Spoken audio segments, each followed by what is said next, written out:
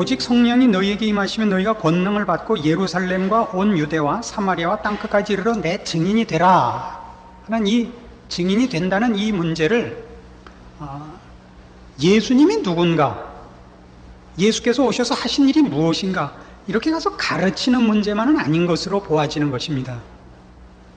즉 우리가 누구를 제자를 삼고 그들에게 그리스도께서 가르치는 것을 분부한 모든 것을 가르쳐 지키게 하는 이 일에 있어서 우리는 먼저 우리가 무엇을 믿는가가 확정되지 않으면 저들에게 가르칠 수가 없고, 우리의 인생관과 우리의 가치관이 무엇인가가 분명하지 않고는 나눠줄 것이 없는 사람인데, 여기서 말하는 그런 의미에서 예수의 증인되는 것은 예수가 누군가를 말로 설명하고 저들을 권유하기 이전에 그 예수로 말미암아 변한 내가 1차적으로 예수의 증인이라는 이 일에 첫 번째 몫이 된다, 이렇게 생각해야 옳지 않습니까?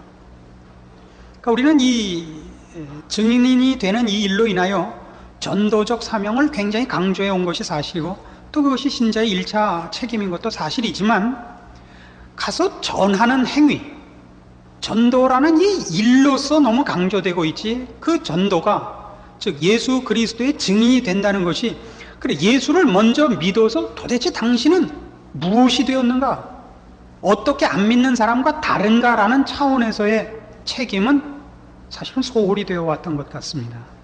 그러니까 예수의 증인이 된다는 것은 내가 무엇을 믿고 당신에게 무엇을 전하려고 한다가 아니라 예수를 믿은 내가, 먼저 믿은 내가 어떻게 무엇이 변했는가로 예수의 증인인 것입니다. 그렇죠? 우리는 말하기 이전에 우리의 존재와 삶의 방법과 모습과 원리로서 분명히 이 사람은 다르다라고 증언이 돼야만 되는 것입니다. 그것이 1차적 책임입니다. 근데 이것이 너무 어떤 일로, 전도라는 일로만 강조되어 왔기 때문에 모든 전도 전략은 그 기술적인 것으로 이렇게 발전해 오지 않았나 싶습니다. 전도라는 건 기술적이기 이전에 근본적으로 우리의 존재의 변화로 증언했어야 되는 책임이 앞서야 됐고, 그 후에 기술적인 문제가 도입됐어야 맞지 않는가, 이렇게 생각을 하는 것입니다. 그래서 우리는 우리 예수를 믿는, 먼저 믿은 성도들이 예수 그리스도로 말미암아 변화된 것, 그리스도로 말미암지 않고는 알지 못했던 것을 아는 것, 즉 진리와 생명으로서의 변화, 이것이 이 증언에 있어서 필수적인 조건인 것을 분명히 해야 됩니다. 왜 예수 믿는 사람들은 편협하냐 하는 그 지적을 불신자들로부터 받는 경우가 많으실 텐데, 왜냐하면 상대적으로 불교는 굉장히 관대하기 때문입니다.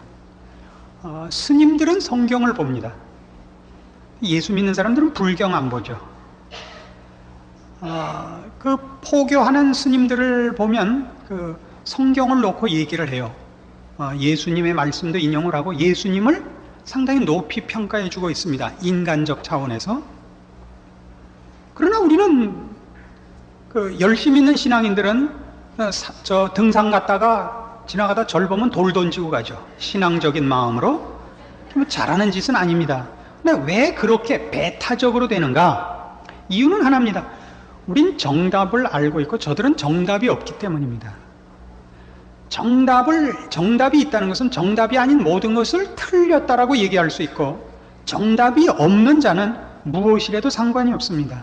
안 그렇습니까? 차 타고 다니실 때 중앙선 침범이라는 게 큰 그 교통규칙 위반입니다. 거놓지 않은 중앙선은 없습니다. 중앙선을 거놔야 중앙선 침범이 있지, 줄을 쳐놓지 않으면 중앙선 침범은 없습니다. 우리가 그런 것입니다. 우린 진리를 알고 생명을 알며 유일하신 하나님을 압니다. 그렇지 않은 것들은 진리가 진리된 표로서, 당연한 결과로서 저건 진리가 아니고 거짓이라는 고발을 할 수 있습니다. 일부러 고발을 하기 위해서 돌아다니는 것이 아니라 진리는 진리가 아닌 것은 아니라고 얘기할 수밖에 없는 효과를 가집니다. 그것이 기독교가 갖는 배타성으로 보입니다. 그러나 배타성이 아니라 정답을 알기 때문에 나오는 부수적인 어떤 부작용들입니다. 부작용까지는 아니지만 부수적인 어떤 것들입니다. 효과입니다. 그래서 예수를 믿는 사람에게 제일 중요한 일 중에 하나가 뭐냐 그러면 이제는 우리가 어떻게 살아야 되는가? 이걸 분명히 아는 것으로 달라야 됩니다. 근데 신앙생활을 3, 40년씩 했다는데도 어떻게 살아야 하는가가 늘 헷갈리는 신자들이 한국에 너무 많습니다. 그러니까 교회에 와서 교회에서는 종교적인 행사에 익숙해요. 기도도 잘하고 무슨 성가도 하고 봉사도 잘해요. 근데 집에 돌아가서 일상생활에 현실로 돌아가면 또 현실적인 생활에선 세상 사람들보다 조금 더 양보를 안 해요. 진리와 거짓이 있는 것이 아니라 융통성과 재주만 늘은 것 같아요. 에베소서 4장 17절 그러므로 내가 이것을 말하며 주 안에서 증거하노니 이제부터는 이방인이 그 마음에 허망한 것으로 행함같이 너희는 행하지 말라. 자, 믿지 않는 자들에 관한 설명은 그러니까 진리가 없는 자인 거예요. 관역이 없는 거예요. 허망하다는 것은 관역이 없어요. 아무데나 대고 총 쏘는 것 같은 겁니다. 세상 사람들은 무엇을 해야 되는지, 왜 살아야 되는지, 그걸 어떻게 살아야 하는지 모르는 자들이에요. 허망한 거예요. 그래서 18절 저희 총명이 어두워지고 저희 가운데 있는 무지함과 저희 마음이 굳어짐으로 말미암아 하나님의 생명에서 떠나 있도다. 얼마나 그 표현들이 다 진리라는 차원에서 언급되고 있는가를 보십시오. 무지한 거예요. 미련하기 이전에 모르는 것입니다. 여러분 이거 혼동하지 말아주세요. 신앙생활을 하는 중에 가장 우리의 그 적대감을 불러일으키는 것이 아마 교활함이 아닐까 싶습니다. 위선과 교활함이라는 참 싫습니다. 사람들이 그 곰과 여우를 놓고 자꾸 저울질을 하게 돼요. 살아보면 곰이 나요, 여우가 나요? 걔도 여우가 낫다면요. 그래도 답답한 건 더 못 참겠죠. 근데 이제 어떤 문제가 생기냐면, 그러니까 그 사람은 곰이지만 교활하진 않다라는 걸로 점수를 주는 경우가 많은데, 그건 뭐 어느 게 낫다는 차원에서가 아니라 나이가 들면요 순진하다는 건 없어요. 나이가 들어서 순진하면 안 돼요. 나이가 들어서 순진하다는 거는 게으르게 살았다는 것 외에 아무것도 안 해요. 나이가 들면 경륜이 있어야 될 거 아니에요. 분별과 경험에 의한 어떤 지식이 있어야 될 거 아니에요. 근데 나이가 들었는데도 마음이 어린애 같아. 그럼 왜 나이는 처먹었어요? 뭐 한 거예요 그게? 노트 필기를 더럽게 했다. 그래서 난 안 했다. 이거랑 똑같은 거네요. 그럼 여태껏 뭐 한 거예요? 학교 가서 노트 필기 하나도 안 하고 그 공책 다시 팔아먹으려고요? 여기가 굉장히 오해되고 있는 부분이 아닌가 싶습니다. 여러분은 나는 저런 짓 안 한다로 자신을 내세우면 안 돼요. 난 저 사람같이 교활하진 않아. 그거면 안 돼요. 훨씬 여러분은 깊어져 있어야 돼요. 신앙생활을 30년, 40년 했으면 사람을 많이 겪어서 빙긋이 웃고 포용할 수 있는 넓은 마음과 깊은 속이 생겨 있어야 되는 거예요. 그런 건 하나도 없어요. 난 누구같이는 안 그래. 이게 무슨 큰 자랑이야. 난 안 그래. 안 그런 거 말고 그 이상이 돼 있어야 된다고요. 그 이상. 이런 것들이 다 지금 여기 예수를 믿지 않는 자들과 우리가 어떻게 분리되고 있는가, 어떻게 차이가 나는가를 비교하는 이 문제에서 정확하게 그 기준으로 제시되는 겁니다.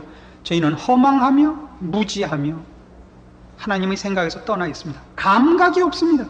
잘못된 길로 가도 잘못되는 줄을 모릅니다. 그러나 우리는 어떻습니까? 20절 오직 너희는 그리스도를 이같이 배우지 아니하였느니라. 진리가 예수 안에 있는 것 같이 너희가 과연 그에게서 듣고 또한 그 안에서 가르침을 받았을진데, 진리죠. 언제나 진리. 저쪽은 뭐고요?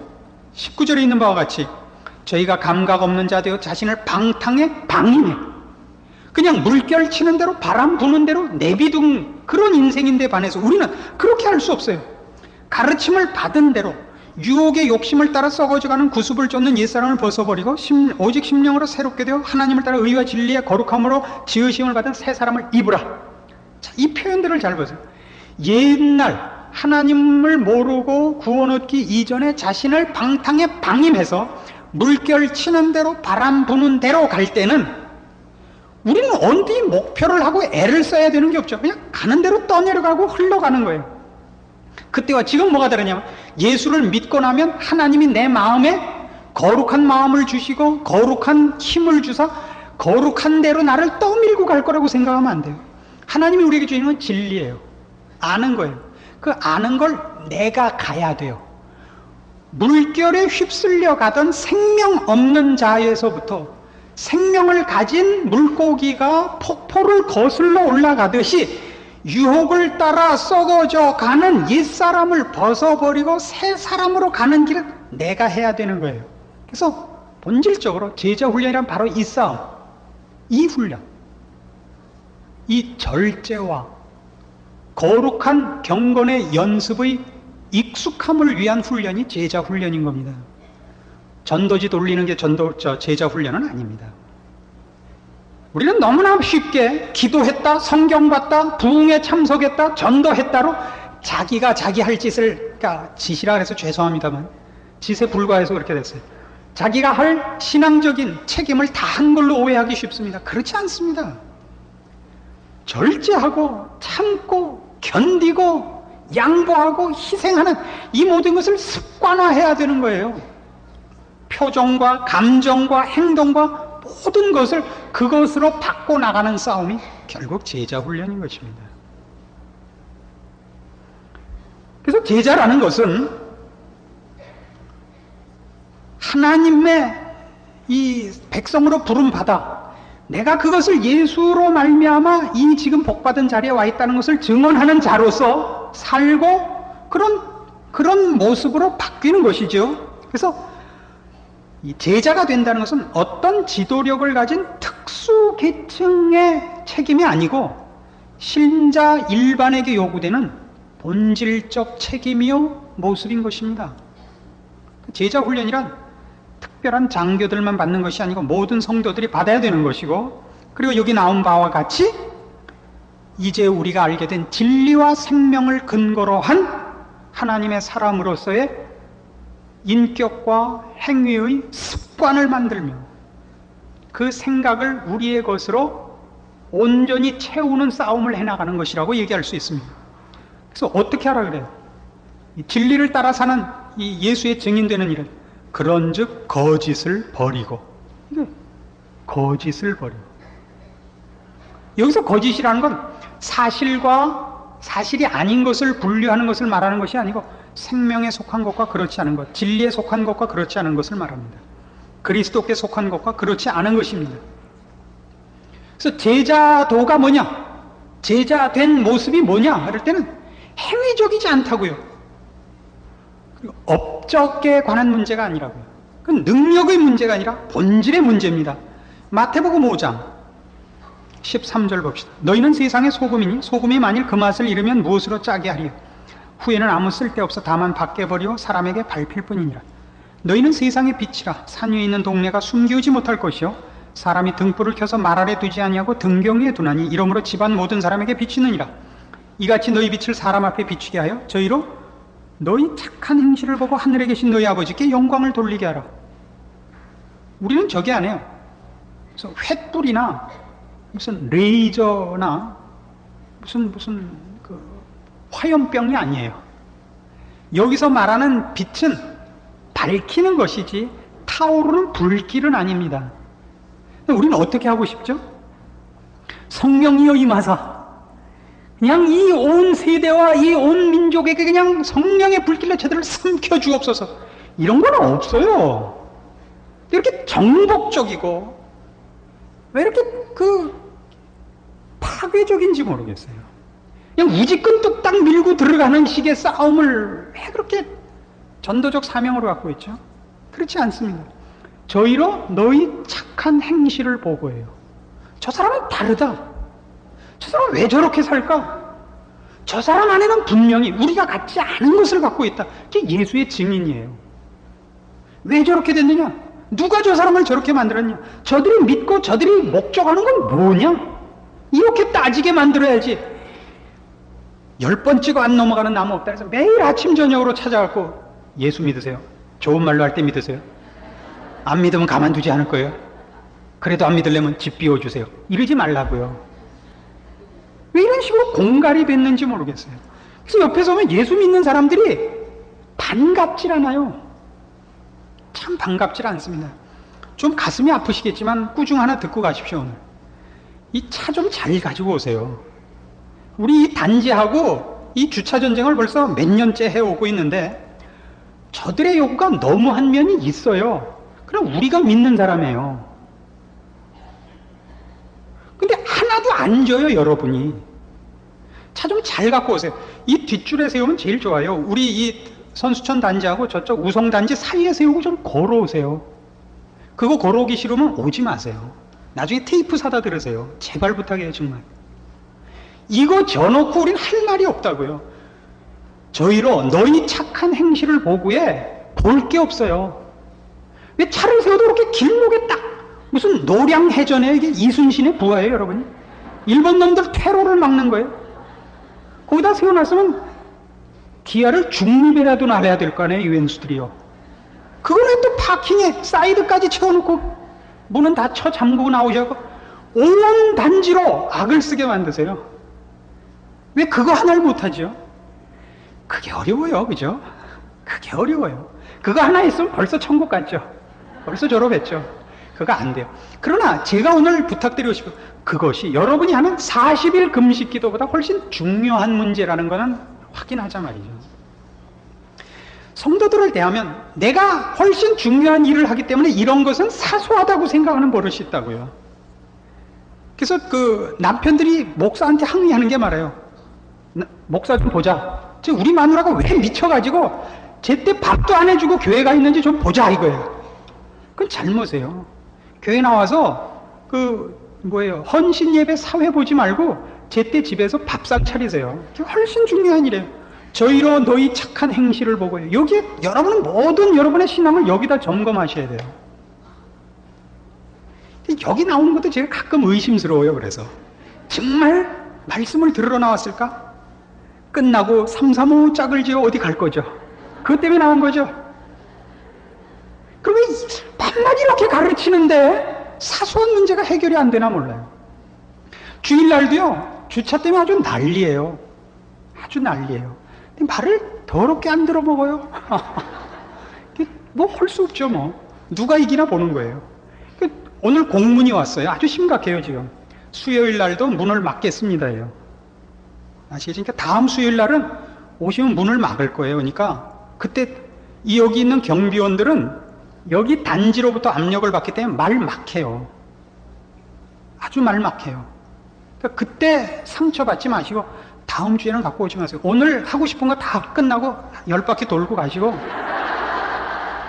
다음 주엔 저 입구에 넣으시든가 걸어오세요. 일찍 새벽 5시에 일어나서 도시락 싸갖고 걸어오시든가 좀 짝을 져서 어디 놓고 저희 집이 우성 8동에 그 앞에 세우고 이러세요. 아시겠죠? 저희로 너희 착한 행실을 보고요. 그래서 예수의 증인 된다는 것은 우리가 달라진 것으로입니다. 우리가 윤리적 도덕적 차원이 아닙니다. 생명과 진리의 문제인 것입니다. 그래서 전도자의 책임은 행동과 능력이기보다 훨씬 본질적인 문제, 인간의 존재에 관한 문제입니다. 존재론적인 문제입니다. 두 번째로 생각할 원리는, 자, 우리가 어떻게 예수의 증인이 되는가? 첫 번째가 진리가 그 기준이었다면 두 번째는 생명입니다. 이 생명이라는 건 굉장히 재미있습니다. 생명은 어떻게 자기가 생명이 있다는 것을 밖에 나타내지요? 이건 살았고 이건 죽었다는 걸 뭘 보고 합니까? 열매를 보고 합니다. 생명 있는 것만 열매를 맺습니다. 그렇죠? 생명 있는 것만 열매를 맺어요. 그래서 우리가 예수 그리스도로 말미암아 새로 태어난 자라는 것, 그래서 우리가 다른 자라는 것, 그래서 우리가 믿고 우리가 목표로 하는 것을 상대방한테 뭘로 전하냐면 내가 맺는 열매로 합니다. 생명이 갖는 열매로입니다. 생명이 얼마나 무서운가는요, 요즘 여러분 보시면 돼요. 길 가다가 이 아파트 단지 그런 게 좀 드뭅니다만 저기 조금 외곽도로에 가시면 축대 있죠. 큰 돌을 놓고 세멘트를 이렇게 사이사이를 발라서 한 축대에 잡초가 피는 걸 보신 적 있죠. 언제나 그걸 보면 전 그 생명의 경이로움에 놀랍니다. 그게 도대체 어떻게 그 싹이 폈는지 모르겠어요. 안 그래요? 돌하고 세멘트밖에 없는데 도대체 어떻게 그 씨가 싹을 내리는 게 아니죠. 뿌리를 내리고 싹이 나왔는지 이해가 안 가요. 근데 제법 커요. 속리산이나 뭐 이런, 속리산밖에 가본 데가 없어서 그렇습니다. 가면 소나무가 이상한 게 하나 있었어요. 바위 위에 그 소나무 하나 있어요. 그 바위가 이렇게 소나무 뿌리로 인하여 이제 균열이 가기 시작한 걸 봤는데 도대체 처음에 어떻게 그 소나무가 거기 자리를 잡았는지 이해가 안 가요. 그냥 거대한 돌 하나인데, 생명은 다른 것으로 자기가 생명이 있다고 그러잖아요. 생명 있음 이렇게 밖에 쓰고 다니거나 나팔을 불지 않아요. 생명은 그 생명이 당연히 자라는 거예요. 왜 너희가 겨자씨만한 믿음이 있으면 이라는 말을 하시는지 아세요? 생명은 겨자씨로 시작한다 할지라도 나중에 큰 나무가 될 수밖에 없어요. 그 믿음이 겨자씨로 있는 법이 없기 때문이에요. 산을 옮길 수 있는 데까지 가는 이유는 시작은 겨자씨같이 생각해도 생명이 있다면, 올바른 믿음이라면 그것은 나중에 감당치 못할 자리까지 당연히 커요. 그건 막을 법이 없어요. 금지할 법이 없어요. 그러나 오늘날 우리 주변에서 보는 성도들을 보면 이놈은 믿음이 크질 않아요. 왜 그래요? 감격했을 때마다 벽돌을 한 장씩 구워낸 것 같아서 그래요. 부흥회하고 오면 벽돌을 한 장 갖고 와요. 감동한 벽돌을. 그 집에 가보면 뒷마당에 벽돌만 산처럼 쌓여 있어요. 그 누가 믿음을 이렇게 뭐 권면하고 이렇게 자극을 하면 그날 욱해가지고 모여서 벽돌을 이렇게 쌓아요. 누구 벽돌이 더 높은가. 그 벽돌 안 쓰러지게 밤낮 옆에서 붙잡고 있어요. 그러니까 좀 넉넉하면 이렇게 납작납작하게 이렇게 쌓아놓고, 없으면 세로로 이렇게 쌓아요. 그건 넘어질까봐 그 옆에서 한시도 못 벗어나요. 그랬다가 저기 너무나 하고 싶은 유혹거리가 있으면 에이 모르겠다 하고 놓고 가서 놀다가 방황하다가 또 어느 날 또 욱해가지고 또 눈물 흘리고 회개하고 와서 또 벽돌 다 흩어진 거 또 다시 정돈해요. 그래서 이건 그 이름이 다 있어요. 박영선 목사 부흥회, 홍정길 목사 다 있어요. 어느 날 어느 기도원 있으면 뭐예요? 잘하질 않아요. 이놈의 믿음은. 왜요? 하나의 기억으로 감격으로 갖고 있지 그 안에 생명이 없어요. 생명이 없다는 것은 하나님께서 그리스도 예수 안에서 우리에게 주신 것이 아닌 거예요. 우리가 신자 되어서 가진 것은 이 진리와 생명인 것입니다. 이걸 키우고 이걸 자라게 하는 훈련, 그것이 제자 훈련입니다. 그건 아무도 안 했어요. 감격거리만 갖고 있죠. 감격거리만, 자랑할 거리만 갖고 있지 실제로 우리를 키우고 있는, 우리 안에서 자라야 하고 있는 것은 갖고 있지 않은 것입니다. 그래서 우리가 땅끝까지 이르러 예수 그리스도의 증인이 되라는 이 부탁의 말씀을 사명으로 가지는 이 일에 있어서 우리는 더욱 신자다워야 되는 겁니다. 성도다워야 되는 거예요. 의와 진리로 부르심을 받은 새 사람, 생명으로 허락된 하나님의 백성으로서의 우리의 모습과 정당한 가치관, 이런 것들이 하나님께서 우리를 통하여 이루시려는 일이요, 우리로 하여금 도달케 하려는 목적지를 위한 필요한 원리요, 또 채우시려는 내용들입니다. 그것을 통하여 하나님이 일하사 우리 주변에 부수적인 결과로 많은 영혼들을 하나님 앞에 돌아오게 하는 일까지 허락하는 겁니다. 우리가 빛이 되고 소금이 되며 우리가 하나님의 백성으로 거룩하여 지는 것 자체가 1차적인 하나님의 목표입니다. 나를 향한 복이고, 근데 그 일로 말미암아 저희로 너희 착한 행실을 보고 우리가 착해지는 것, 거룩해지는 것이 1차 목표고, 그것을 통하여 또한 하나님께서 다른 많은 영혼들을 하나님의 백성으로 부르신다는 것이 이 증인된 일의 선후인 것 기억하셔야 할 것입니다. 그럼 실제적으로 이러한 증인 노릇을 어떻게 할 것인가?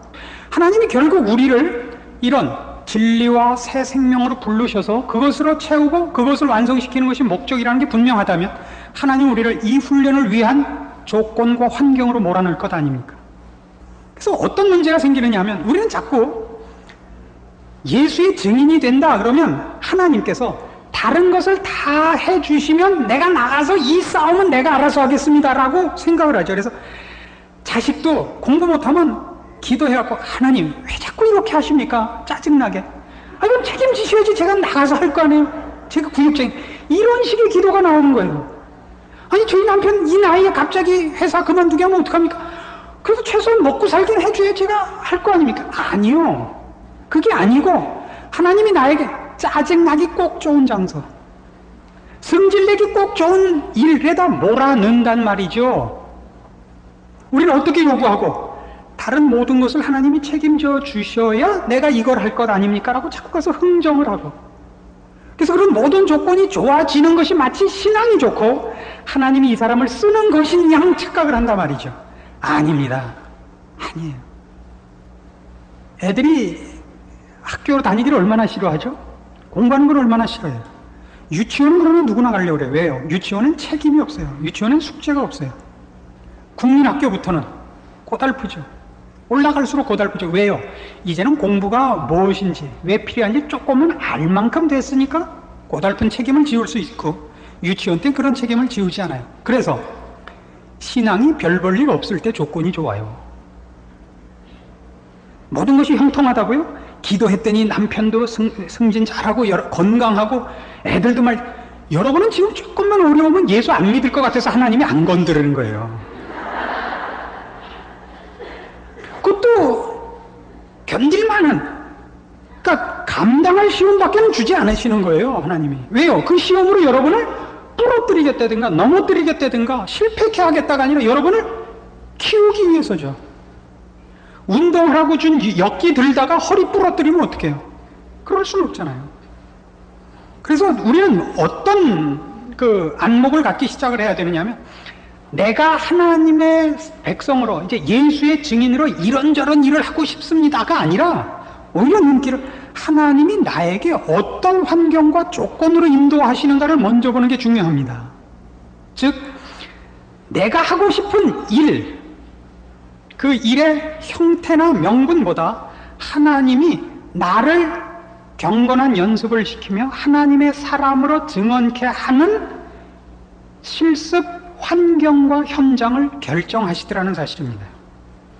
왜 아브라함은 복의 근원이 되죠?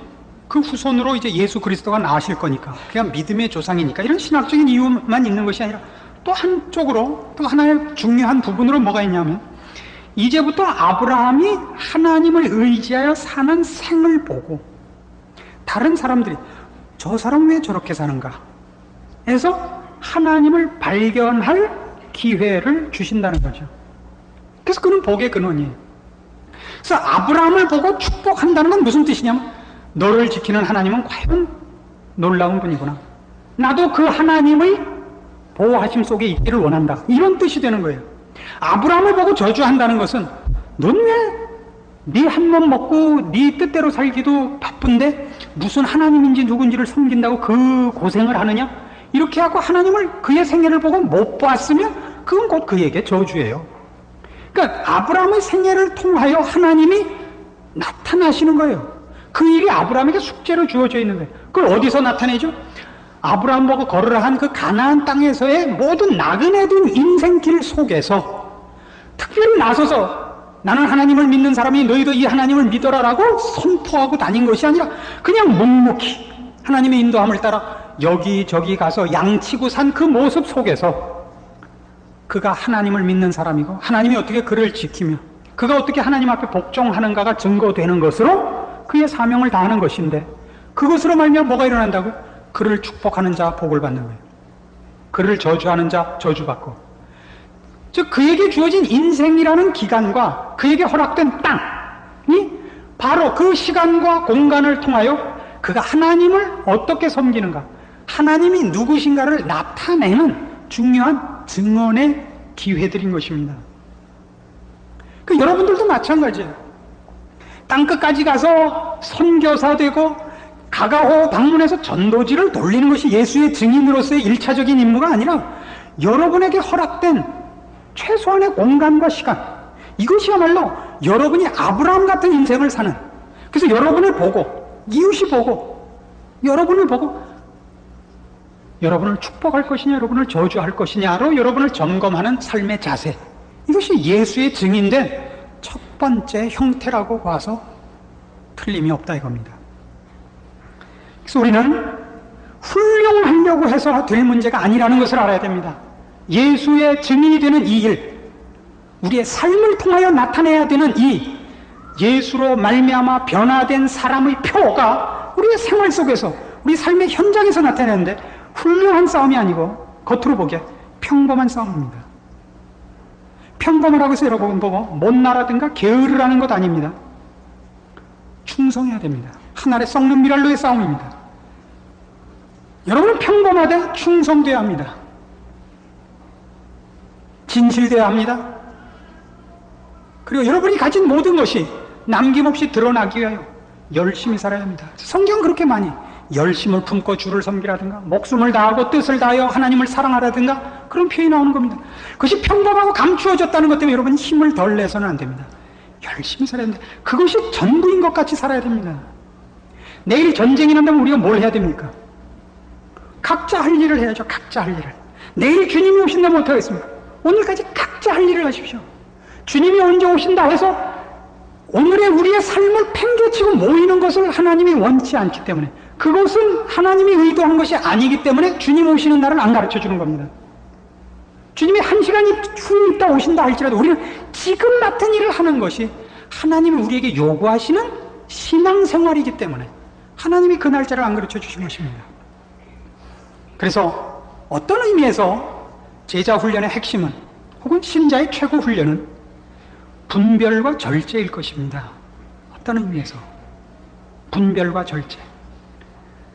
내가 맡은 이 작은 일에 어떻게 죄의 유혹과 거룩한 싸움이 충돌을 하는가를 보는 것이, 그것이 분별입니다.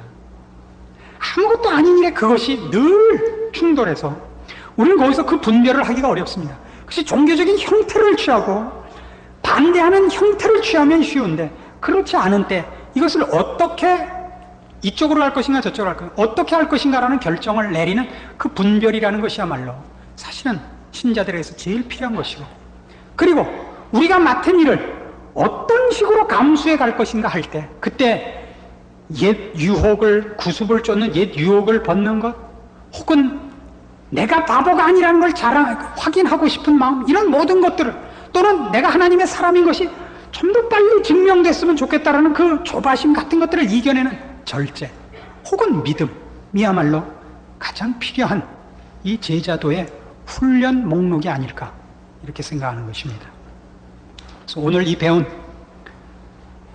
예수의 증인으로 산다 하는 문제가 우리에게 이미 주어진 것임을 잊지 마시고, 여러분이 처한 여러분의 남편, 자식, 가정, 이웃, 여러분이 지금 처해 있는 형편을 소중한 사명으로 안고 거기서 하나님의 사람으로 충성하는, 그리고 감사하는 그 복된 인생을 걸으면 그것이 바로 아브라함의 가정이 되는 것입니다. 기도하십시다. 하나님 아버지의 은혜를 감사합니다. 하나님께서 우리를 그 자녀로 택하사 이 세상을 나그네로 걷게 하시며 우리를 통하여 많은 열매를 맺기를 원하고 계십니다. 우리가 가진 이 생명과 진리에 마땅한 열매요, 그래서 우리의 신앙의 성숙과 완성으로 나타나야 할 것이요, 또한 그것으로 인하여 무심령들에게 빛으로 소금으로 생명의 향기로 마땅히 전달되어 저들의 영혼이 깨어나는 일이 있어야 옳습니다. 이 일을 위하여 하나님이 우리에게 맡기신 삶의 현장, 그 책임 있는 사명의 자리를 이제 감수하기로 약속합니다.